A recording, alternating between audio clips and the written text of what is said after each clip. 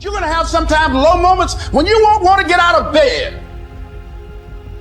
You just want to stay there. At times you won't want to come out the house. It's hard living. Life is hard.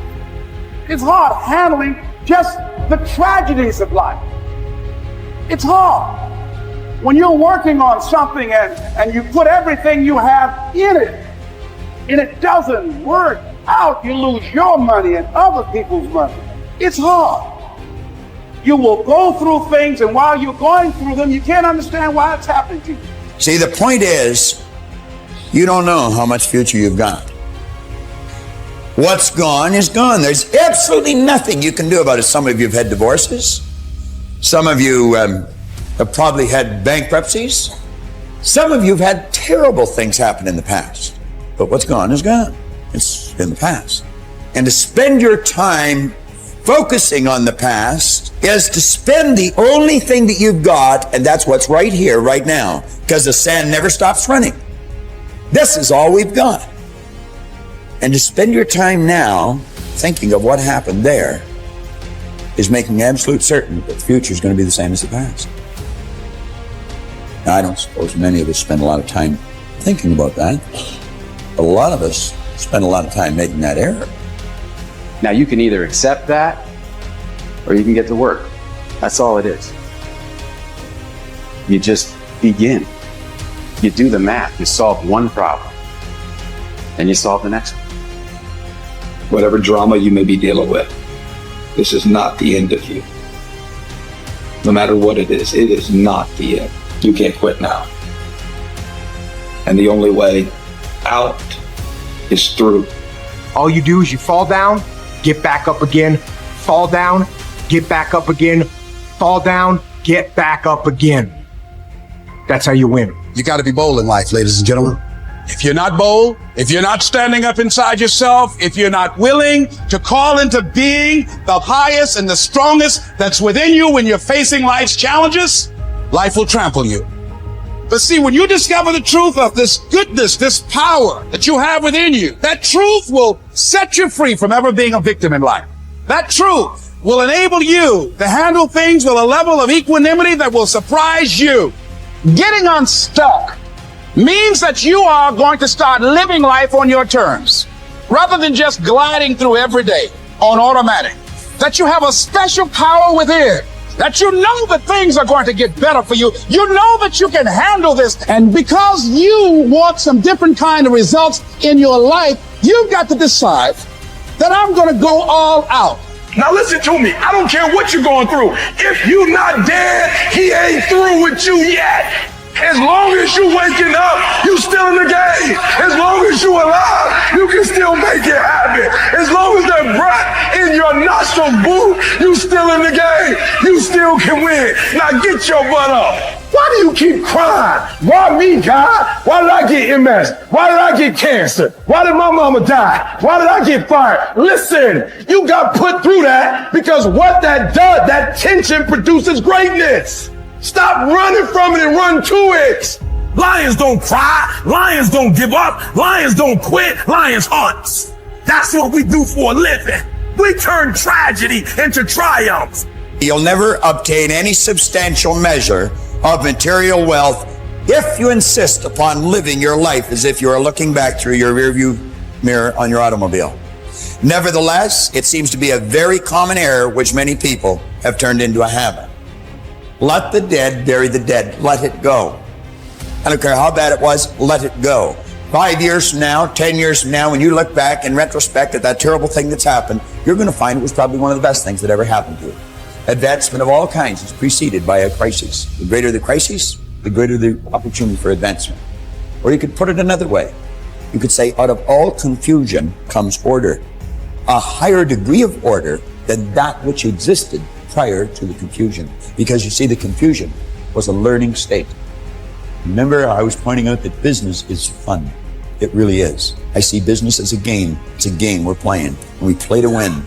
And when we're winning, we're having fun. And when we're losing, we're learning. Let's treat both of the experiences exactly the same. They're learning experiences. Now we say, remember the old adage which says, let the dead bury the dead. Stop looking back on your life and worrying about the things which have already occurred and which you can no longer alter. That's like trying to change the time you got out of bed this morning. You're never going to be able to do it. That stands for eternity. You cannot go back and change it, since you cannot let it go. Pursuing that kind of mental activity will never lead to anything worthwhile, any worthwhile accomplishment in your life. You should understand, moreover, that all accomplishments in your life, you should understand, moreover, that all of the great achievers of the past have been visionary figures. They did with their life what, like Scott was saying, he does with his music. He heard it in here. They see their life in here. They're building visions of a great future. We've got a vision of a great company. We've already got a great company. We want a better one. We serve a lot of people. We want to serve more. And as we do, we receive greater rewards. Because we receive greater rewards, we become more comfortable, more creative, we can provide more service. It's a beautiful cycle that we're in. Looking into the past is a self-doom fulfilling cycle. You just keep getting it worse, worse, worse. We've all done it, so we know what it's like. These visionary figures were men and women who projected into the future, and they did not belabor over things which had already passed. They thought of what could be rather than what already was, and then they moved themselves into action to bring these things into fruition. If there were tips for success, everybody would have been successful. There are no tips for success. Only those who are not so successful, or those who are not successful, think somewhere if you read 10 points in a book, you're going to be successful. We need to understand this. If you want to be successful, don't seek success. What you seek is competence. If you enable yourself, and if you do something well, other people will say you're a success. If you think, I'm a success, it's foolish, isn't it? You're doing something, and you're doing it well. Other people in the town, or in the country, or in the world, people will say, oh, he is doing something really successful. They're looking up to you. That's fine. You look up to yourself. That's madness, okay? You don't seek success. You seek empowerment, you seek competence, you do it the best that you can do. You cannot do as well as somebody, but you can do the best that you can do. So if you do your best, if your best is good enough, the world will recognize. If it is not, you will be happy. So what does success look like? What does it take? Well, you know, I know family and friends who always have their breakfast on time. And after breakfast, of course, they must have coffee. After coffee, of course, they must light up a cigarette, sit there nicely, because they're trying to become peaceful. And then they will go to work, come back home exactly on time for lunch, eat lunch, rest for 1 or 2 hours, sleep, then evening have 1 tea, and then smoke, and then again go to work. And at 8 o'clock, 8:30, they're back home for dinner, and then maybe other things, drink and this and that and whatever. But those who have been very successful, either in music, sport, art, business, spiritual process, doesn't matter what, those people never know when they ate, when they slept, when they got afternoon rest. So those who are committed to being successful with whatever they're doing, one important aspect of their life is they're not settling down wherever it's a bit comfortable, because comfort will happen when they lower you too in the grave. Very comfortable you are, you know. Right now it's about ensuring that there is profoundness of experience and there is impactfulness of activity. Because if they had given you a limitless amount of time, you could do all those things.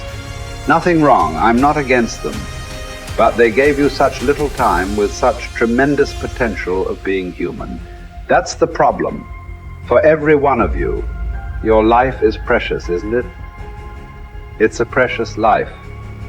If something is precious, where do you want to invest this life? Because what you call as my life is just a certain amount of time and energy, isn't it? As you sit here, your life is ticking away, or no? What is ticking away is not time. What is ticking away is your life.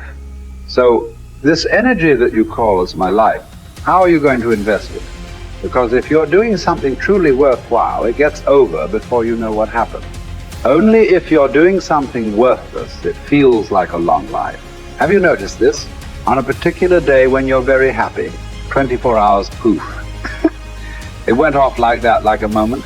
You are miserable, 24 hours feels like 10 years. Have you not noticed this? So, only miserable people will have a long life. Joyful people, life goes away like that as if it's a couple of days. It passes away like that if you are creating what you really care to create. So, one thing that every young person should do is, without the influence of the peers of your own age group, without the influence of your professors and your parents, without any kind of influence, somewhere you must stay by yourself at least for 2-3 days and look at it. What is it that I want to invest this precious life into? What is it that will be worthwhile today and worthwhile after 50 years for me to invest myself into? You invest your life into that, whatever it is, however small, big, it doesn't matter. If you see that this is something truly worthwhile and you invest your life in that, this will be a life of fulfillment.